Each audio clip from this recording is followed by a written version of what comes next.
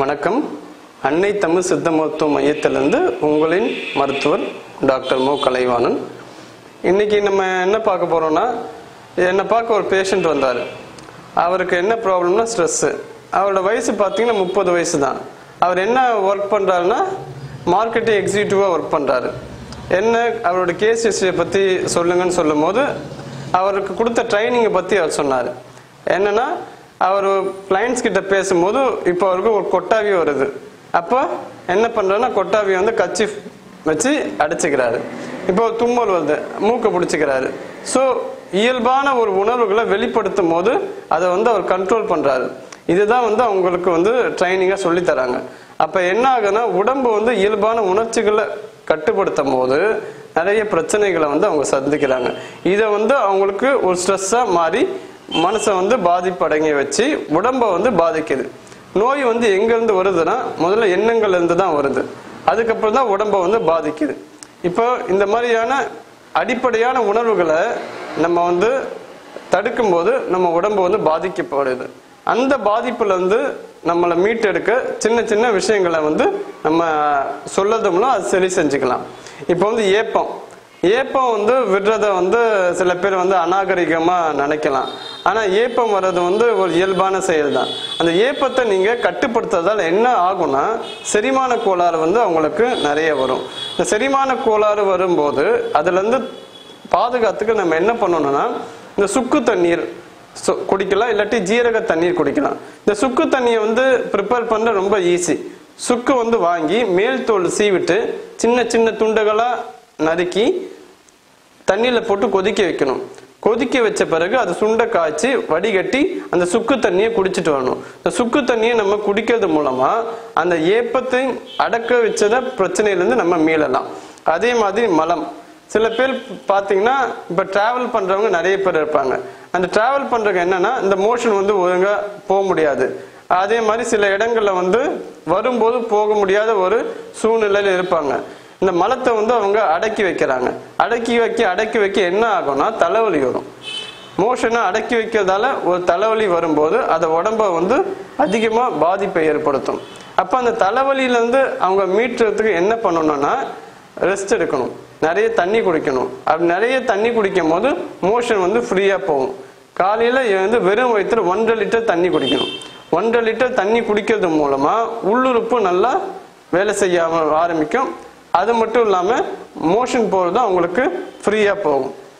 அதே மாதிரி சிறுநீர் வந்து கழிக்கும் போதோ சில பேர் வந்து என்ன பண்ணுவாங்கன்னா அதே அடக்கி வைப்பாங்க. இப்போ ஸ்கூல்ஸில் பார்த்தீங்கன்னா இந்த கேர்ள்ஸ் எல்லாம் என்ன பண்ணுவாங்கன்னா, லேடிஸ் டாய்லெட் வந்து நல்லா இல்லை அப்படி சொல்லிட்டு வந்து யூரினை வந்து அடக்கி வச்சுக்கிட்டே இருப்பாங்க. இதனால என்ன ஆகும், யூரின் ட்ராக்ட் இன்ஃபெக்ஷன் வரும், சிறுநீரக கோளாறு வரும். அதனால என்ன பண்ணணும்னா, ஆரம்ப காலத்தில் என்ன பண்ணணும், மதிய சாப்பாட்டுக்கு மட்டும் 1 டீஸ்பூன் நெய் சாப்பிட்றதுக்கு முன்னாடி அந்த நெய்யை அவங்க சாப்பிட்டாங்கன்னா இந்த சிறுநீரக கோளாறுலேருந்து அவங்க வெளியே வரத்துக்கு முக்கியமான ஒரு நல்ல ஒரு வாய்ப்பாக இருக்கும். அதே மாதிரி தும்மலை வந்து அடக்கும் போது என்ன ஆகும்னா, நமக்கு சுவாச கோளாறு வரும், நுரையீரல் பாதிக்கப்படும். அப்போ தும்மலை வந்து நம்ம வந்து சரி பண்ணணும்னா ஆவி பிடிக்கலாம். ஆவி பிடிக்கிறது வந்து தும்மலுக்கு பாதிப்பை வந்து ஈஸியாக வெளியே கொண்டு வர்றதுக்கு ஒரு நல்ல உதவியாக இருக்கும். இந்த ஆவி பிடிக்கிறது பார்த்தீங்கன்னா யூக்கலிப்டஸ் இலையை போட்டு ஆவி பிடிக்கிறது இன்னும் நல்லா இருக்கும். நொச்சி இலை கிடைச்சாலும் அதை நீங்கள் பயன்படுத்தலாம். அடுத்தது தாகத்தை அடக்கி வைக்கும் போது என்ன ஆகும்னா, உடல் வறண்டு போகும், தலை வந்து அதிகமாக சுத்த ஆரம்பிச்சிடும். அப்போ என்ன பண்ணணும்னா, ஜூஸ் மாதிரி குடிக்கணும். இப்போ லெமன் ஜூஸ் குடிக்கலாம், இளநீர் குடிக்கலாம், இல்லாட்டி கரும்பு ஜூஸ் குடிக்கலாம். இதெல்லாம் நீங்கள் குடிக்கும்போது தாகத்தை அடக்கி வச்சதால உண்டான பாதிப்புல இருந்து வெளியே வரத்துக்கு முக்கியமான ஒரு உதவியாக இருக்கும்.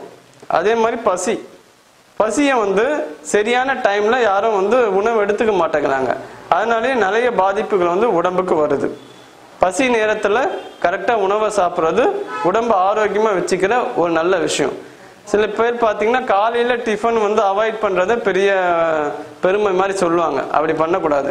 காலையில் டிஃபனை கண்டிப்பாக சாப்பிட்ணும். அதுதான் வந்து ஒரு நாளுக்கு உண்டான சக்தியை வந்து நமக்கு கொடுக்குது.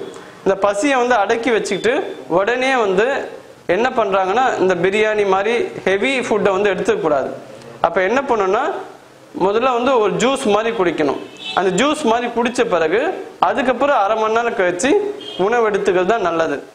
ஏன்னா குடல் வந்து ரொம்ப டயர்டா இருக்கும். அந்த டைம்ல வந்து நீங்க ஹெவியா ஃபுட்டு கொடுத்தீங்கன்னா அது வந்து பாதிப்புக்குள்ளாகும். அப்ப என்ன பண்ணணும்னா முதல்ல ஜூஸ் மாதிரி குடிச்சிட்டு அதுக்கப்புறம் அதை வந்து தயார் பண்ண பிறகு அப்புறம் ஒரு அரை மணி நேரம் கழிச்சு உணவு எடுத்துக்கலாம். இந்த மாதிரியான ஒரு கான்செப்டை தான் உண்ணாவிரதம் போதும் நம்ம ஃபாலோ பண்றாங்க. உண்ணாவிரதம் முடிக்கிற பிறகு ஏன் ஜூஸ் தராங்கன்னா இதுதான் ரீசன். அந்த குடல் வந்து ரொம்ப டயர்டா இருக்கும். அதை வந்து ஊக்கப்படுத்துறதுக்காக இந்த ஃப்ரூட் ஜூஸ் கொடுத்து அந்த உண்ணாவிரதத்தை முடிச்சு வைக்கிறாங்க. அதே மாதிரி கொட்டாவி வந்து ஏன் வருதுன்னா தூக்கம் வந்து சரியா இல்லை. தூக்கம் வந்து சரியா இல்லைனாவே உடம்பு வந்து பாதிக்கும். ஒரு மனிதன் வந்து ஆரோக்கியமா இருக்கிறான்னா அவனுக்கு தூக்கம் ரொம்ப ரொம்ப முக்கியம். அப்ப என்ன பண்ணணும்னா தூக்கம் சரியா வரலன்னா நைட்டு வந்து தலையில எண்ணெய் தேய்ச்சிட்டு ஒரு 10 நிமிஷம் ஊற வச்ச பிறகு சுடுதண்ணில குளிக்கலாம். நல்லா சுடுதண்ணி குளிச்சு வந்து கொஞ்ச நேரம் படுத்தாங்கன்னா அவங்க எப்பேற்பட்ட உடம்பு அசதியா இருந்தாலும் அவங்க தூங்கிடுவாங்க. ஸோ தூக்கம் வர்றதுக்கு இந்த மாதிரியான விஷயங்கள் ஃபாலோ பண்ணும்போது கொட்டாவி வரதை வந்து நம்ம அதிகமாக தடுக்க முடியும். அதேமாரி வாந்தி, சில பேர் என்ன பண்ணுவாங்கன்னா வாந்தி வரதை கூட தடுத்துடுவாங்க. அப்படி தடுக்கக்கூடாது.